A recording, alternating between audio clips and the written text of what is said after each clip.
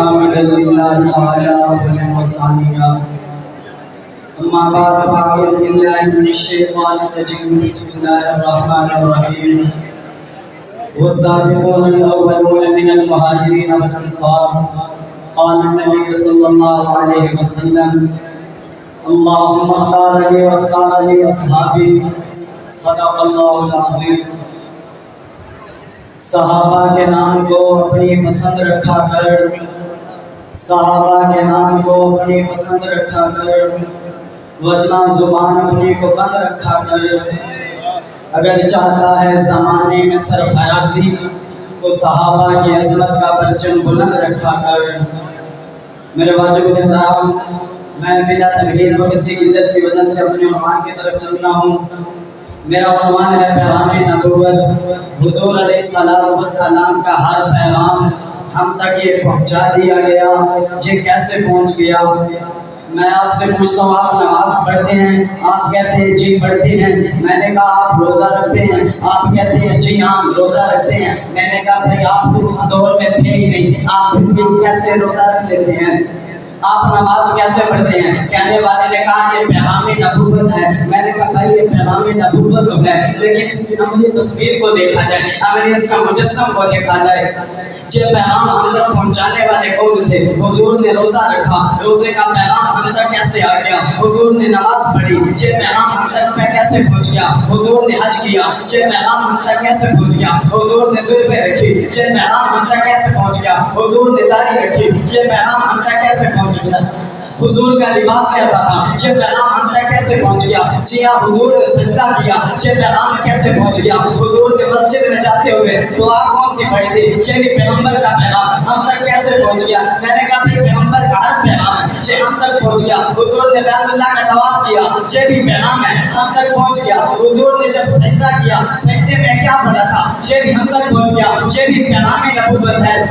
حضور کی ہر ادا کا پیغام ہم تک پہنچ گیا۔ میں نے کہا بھائی یہ کیسے پہنچا؟ میں نے کہا یہ بھی تو تصویر ہے، کسی نے ہم تک پہنچایا، ہم تو اس دور میں نہیں تھے، لیکن یہ پہنچانے والا بھی کوئی طبقہ تھا، کوئی جماعت تھی، کوئی لوگ تھے، کچھ تھے نا، تو ہم تک یہ پھر ہی تو پہنچا ہے۔ کہنے والے کا پیغمبر کی ہر ادا کا پیغام یہ پہنچانے والے ایک ہی جماعت تھی۔ میں نے کہا وہ جماعت کون سی تھی؟ کہنے والے نے کہا وہ جماعت صحابہ صحابہ صحابہ صحابہ صحابہ صحابہ جماعت صحابہ تھی۔ میں نے کہا بھائی وہ تو جماعت صحابہ تھی، یہ ہم تک پیغام پہنچ گیا، ہم تک آج پیغام پہنچ گیا، پہنچانے والوں نے پہنچا دیا، عمل کرنا ہمارے ذمہ ہے۔ یہ سارا پیغام نبوت ہے۔ میں نے کہا مانتا ہوں کہ کلمہ پیغام نبوت ہے، نماز پیغام نبوت ہے، روزہ پیغام نبوت ہے۔ جی ہاں ماننا پڑے گا وہ ایک پیغام نبوت ہے، لیکن یہ سارا پیغام جہاں پر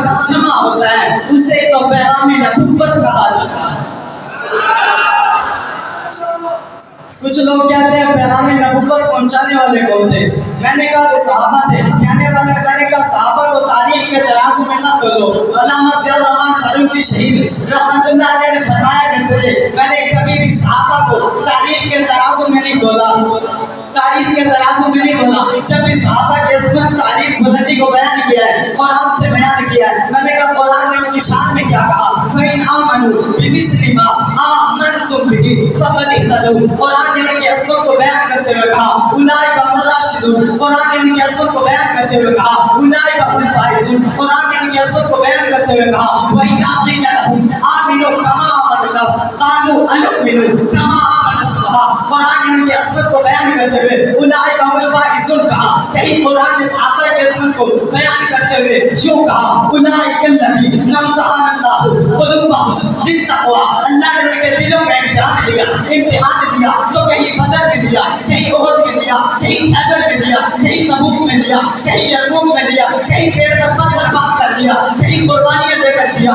کہیں قربان جانے لٹا کر امتحان لیا، کہیں کربلا قربان کر کے امتحان لیا، کہیں مکہ چھڑا کر امتحان لیا، کہیں مدینہ چھڑا کر امتحان لیا، کہیں حضور کا ساتھ چھڑا کر امتحان لیا، کہیں غار میں لیا، کہیں بازار میں لیا۔ جی ہاں ہر جگہ صحابہ کا امتحان لیا۔ کہنے والے نے کہا کس جگہ امتحان لیا؟ کس کالج یونیورسٹی میں امتحان لیا؟ میں نے کہا بھائی یہ کوئی عام کالج یا عام یونیورسٹی نہیں ہے، کوئی عام استاد نہیں ہے، کوئی عام بلکہ یہ وہ نصاب ہے جہاں وہ مدرسہ ہے، جہاں مدرسہ بیت اللہ ہے، استاد رسول اللہ ہے، مدرسہ بیت اللہ ہے، نصاب کلام اللہ ہے، محتمم خود اللہ ہے۔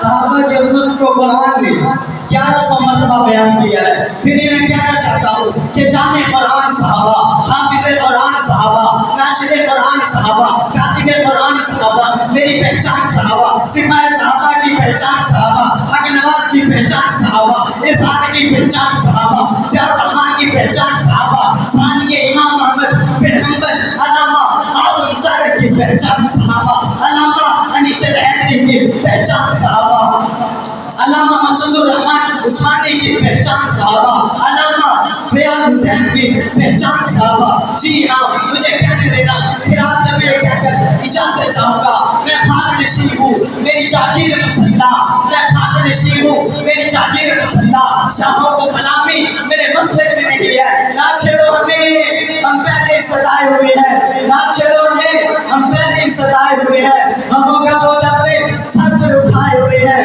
یوں کھلونا سمجھ کر ہمیں برباد مت کرو، ہم بھی کسی کے بنائے ہوئے ہیں۔ وَمَا عَلَيْنَا إِلَّا الْبَلَاغُ الْمُبِينُ۔